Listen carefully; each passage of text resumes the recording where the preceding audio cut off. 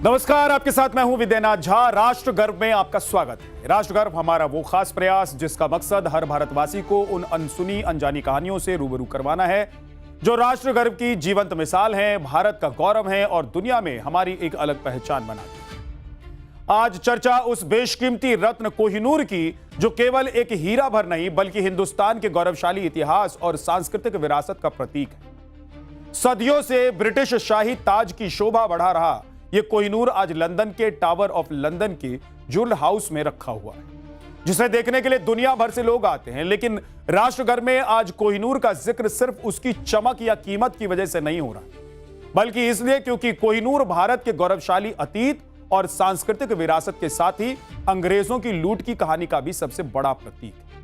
अब भारत सरकार कोहिनूर को वापस लाने के लिए कूटनीतिक और कानूनी स्तर पर लगातार प्रयास कर रही है और इस बीच अमेरिका से भी आवाज उठी है कि ब्रिटेन का शाही परिवार कोहिनूर हीरा भारत को लौटा दे। राष्ट्रगर में हम इतिहास के उस पन्ने को पलटेंगे जिसे बरसों तक धुंधला रखने की कोशिश की गई, जिसकी सच्चाई आजादी के बाद भी हमसे छिपाने की कोशिश की गई। कोहिनूर जिसे अब तक आपने सिर्फ मुगलिया शान या फिर ब्रिटिश सत्ता के प्रतीक के रूप में देखा और सुना है, उसकी सच्चाई इससे कहीं ज्यादा गहरी और पुरातन है। आज हम उस सनातनी कनेक्शन से पर्दा उठाएंगे जिसे जानबूझकर हमसे छिपाया गया। आज मैं कोहिनूर की आधी अधूरी नहीं बल्कि वो पूरी कहानी आपको बताने वाला हूं जो हर भारतीय को राष्ट्र गर्व से भर देगा। कोहिनूर सिर्फ दुनिया का सबसे बेशकीमती हीरा नहीं है, इसके पीछे एक ऐसा रहस्यमय श्राप है जिसका जिक्र हमारे प्राचीन धर्म ग्रंथों में भी मिलता है। लेकिन श्राप की हैरत अंगेज परतें खोलने से, जिसे ब्यौरा सनातन के धर्म ग्रंथों में है, लेकिन पहले आपको कोहिनूर के भारत से ब्रिटेन पहुंचने की वो रहस्यमय कहानी सुनाता हूं जिसने अंग्रेजों को इस हीरे की रहस्यमय शक्तियों को मानने पर मजबूर कर दिया।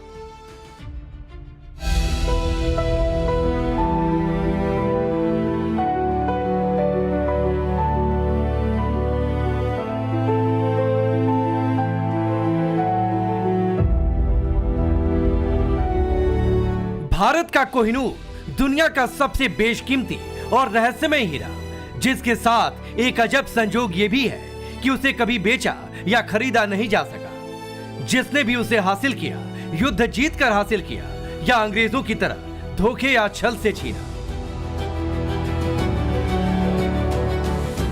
कोहिनूर साल 1967 से टावर ऑफ लंदन के ज्वेल हाउस में बुलेट प्रूफ बम, बुलेट प्रूफ कांच के उस अभेद्य कैबिनेट में रखा है जहां दुनिया की सबसे सख्त सुरक्षा व्यवस्था है।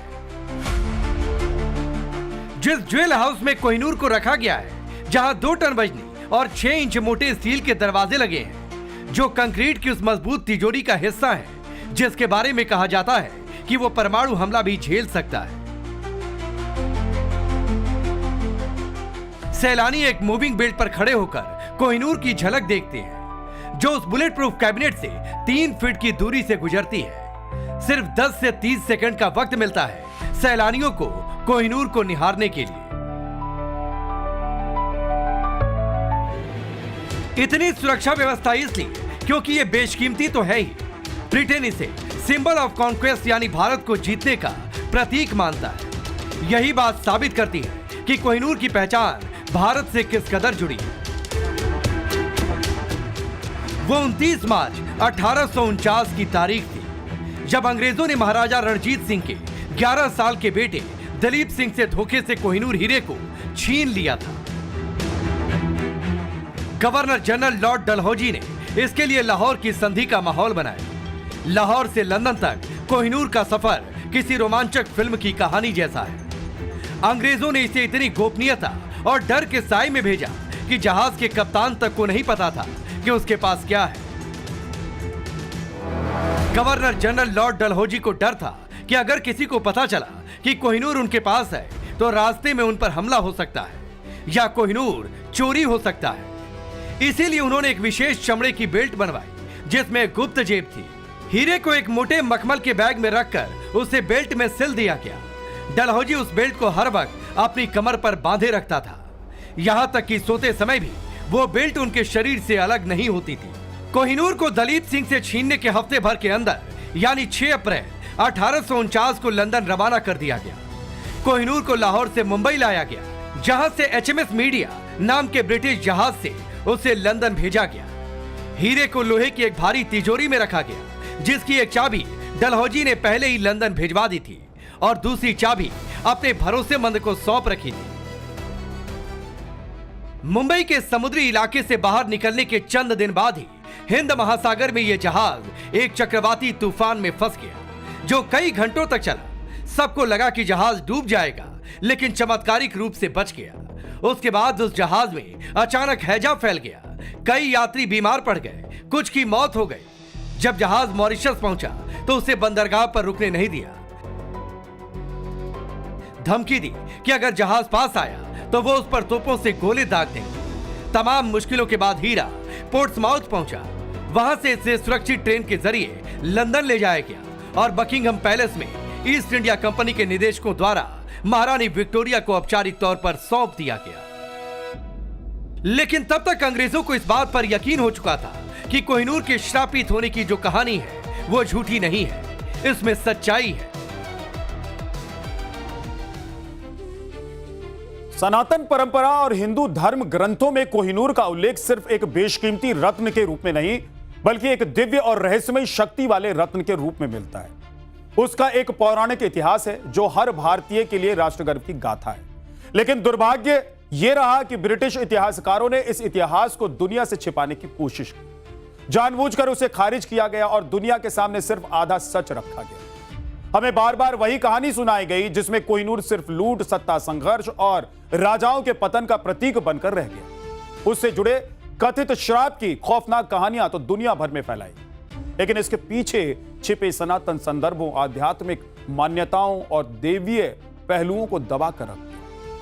हिंदू मान्यताओं के अनुसार कोहिनूर में अद्भुत दिव्य ऊर्जा विद्यमान मानी जाती है और कहा जाता है कि अगर इसे श्रद्धा, शुद्धता, मर्यादा और पवित्र भाव से धारण कर लिया जाए तो फिर यह बहुत फायदेमंद, नहीं तो फिर यह नुकसान पहुंचा। तो यही रत्न विनाश और विपत्तियों का कारण भी बन सकता है। यह राष्ट्रगर्व की एक अलग और बेहद रोचक कहानी, जिसके सनातनी प्रमाणों और ऐतिहासिक संदर्भों का उल्लेख मैं आगे करूं। लेकिन उससे पहले आपको वो इतिहास बताता हूं जो वर्षों से हमें किताबों में पढ़ाया जाता रहा है और जिसके जरिए कोहिनूर की कहानी को सीमित कर दिया। 12वीं से 14वीं सदी में कोहिनूर वारंगल के काकतीय राजवंश के पास रहा। वारंगल आज तेलंगाना का इलाका है, वहां का दूसरा बड़ा शहर है। सन 1310 में दिल्ली के सुल्तान अलाउद्दीन खिलजी ने दक्षिण भारत पर हमला किया तो काकतीय वंश को हराकर कोहिनूर छीन लिया। 14वीं सदी में कोहिनूर दिल्ली सल्तनत के पास रहा और इसके बाद तुगलक वंश से लेकर सैयद और लोदी वंश के पास रहा। लोदी वंश के अंतिम शासक इब्राहिम लोदी के समय यह दिल्ली से आगरा और फिर ग्वालियर के राजा विक्रमजीत सिंह के परिवार के पास पहुंचे। इब्राहिम लोदी के मित्र थे वो। 1526 में बाबर ने पानीपत की पहली लड़ाई में इब्राहिम लोदी को हराया। बाबर के बेटे हुमायूं ने उस युद्ध के बाद राजा विक्रमजीत सिंह से कोहिनूर ले ली। बाबर ने अपनी आत्मकथा में लिखा है कि हुमायूं ने उसे यह हीरा दिखाया था जिसे बाबर ने वापस हुमायूं को ही उपहार में दे दिया। हुमायूं ने इसे तब बाबर का हीरा नाम दिया था। 16वीं से 18वीं सदी तक कोहिनूर मुगलों के पास रहा। सन 1739 में नादिर शाह ने दिल्ली पर हमला किया तो 13वें मुगल बादशाह मोहम्मद शाह रंगीला से कोहिनूर छीन लिया और नादिर शाह के साथ यह हीरा अफगानिस्तान पहुंचा। सन 1813 में महाराजा रणजीत सिंह पर अफगानों को हराया उन्होंने तो कोहिनूर को उनके कब्जे में ले लिया। और फिर 1849 की कहानी आपको बता चुका हूं, जब अंग्रेजों ने महाराजा रणजीत सिंह की मौत के बाद उनके 10 साल के बेटे दलीप सिंह से कैसे धोखे से कोहिनूर को हड़प कर लंदन ले गया, जहां सन 1850 में इसे महारानी विक्टोरिया को तोहफे में दे दिया गया। आज आप जानकर चौंक जाएंगे कि ब्रिटेन का जो शाही ताज है उसमें कोहिनूर हीरा जड़ा हुआ है। उसे ब्रिटेन के किसी भी राजा ने डर के मारे नहीं पहना है। 6 मई 2023 को जब प्रिंस चार्ल्स का राज्याभिषेक हुआ, उन्हें ब्रिटिश सिंहासन पर बिठाया गया तो उन्होंने भी कोहिनूर वाला ताज नहीं पहना। बीते दिनों वो न्यूयॉर्क के दौरे पर थे, तब न्यूयॉर्क के मेयर जोहरान ममदानी ने कोहिनूर हीरे को भारत वापस लौटाने की मांग कर दी। ममदानी के इस अनुरोध के बाद कोहिनूर फिर सुर्खियों में आ गया। उससे जुड़ा वो श्राप भी सुर्खियों में आया जिसके डर से किसी ब्रिटिश सम्राट ने इसे माथे पर नहीं पहना। ब्रिटिश शाही परिवार की महिलाओं ने ही इसे पहना, क्योंकि कोहिनूर से जुड़ी 11वीं सदी की एक किंवदंती चली आ रही थी कि इससे जुड़े श्राप का असर महिलाओं पर नहीं होता। लेकिन जो पुरुष इसे पहनेगा या धारण करेगा, अगर वो मन से शुद्ध नहीं हुआ या किसी भी तरह का इसका अपमान किया तो उसे तबाही झेलनी पड़ी। अंग्रेजों ने श्राप की काट के लिए एक बड़ी बेवकूफी कर डाली, लेकिन वो गलती उन्हें भारी पड़ गई। सनातन धर्म के दो बड़े ग्रंथों श्रीमद् भागवत गीता और विष्णु पुराण में जिस श्राप का जिक्र था वो उनके साथ घटने लगा था। वो कहानी भी राष्ट्रगर्भ में आपको बता रहा हूं।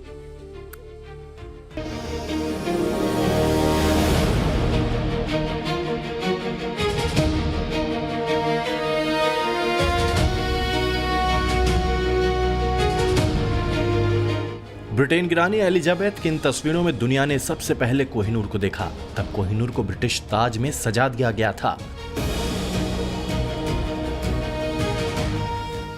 लेकिन ये पूरा कोहिनूर नहीं था, ये आधा कोहिनूर था।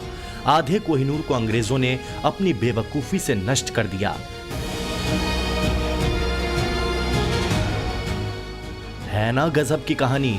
जिस नायाब हीरे को सहेज कर रखना था, अंग्रेजों ने उसका बंटाधार कर दिया।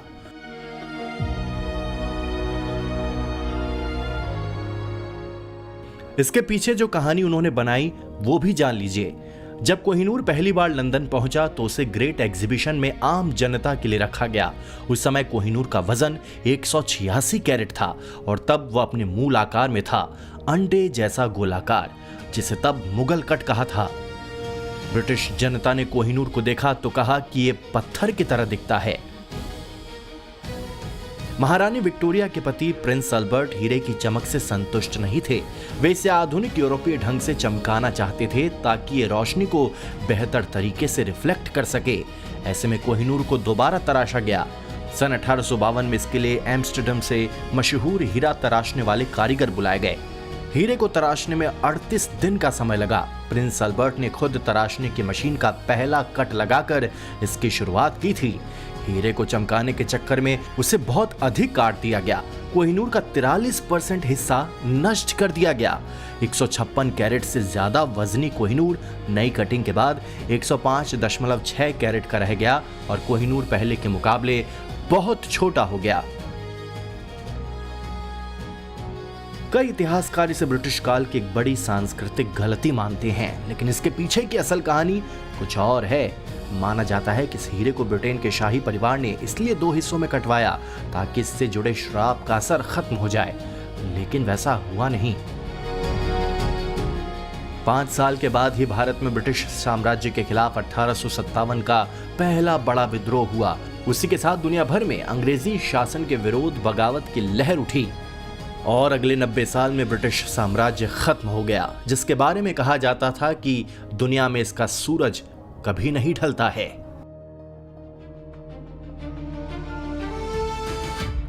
भारत के कोहिनूर का सनातनी संबंध उसे सिर्फ एक अनमोल हीरा नहीं बल्कि हर भारतीय के लिए राष्ट्रगर्व का प्रतीक बनाता है। सदियों से भारत में इस हीरे को लेकर दैवीय शक्तियों, आध्यात्मिक ऊर्जा और रहस्यमय प्रभावों की कथाएं प्रचलित रही।